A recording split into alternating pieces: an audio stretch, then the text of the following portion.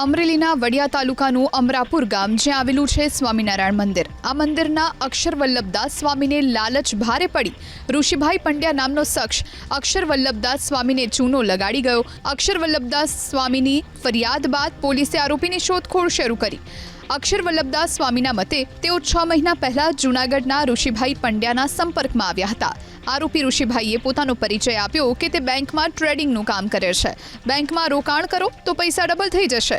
અક્ષર વલ્લભદાસ સ્વામી લાલચમાં આવી ગયા અને 28,50,000 આપી દીધા। બાદમાં સ્વામીએ રૂપિયા પરત માંગતા ઋષિભાઈએ જવાબ આપ્યો કે તમારા રૂપિયા તો ડૂબી ગયા। ત્યારબાદ તે ફોન પણ નથી ઉપાડતો।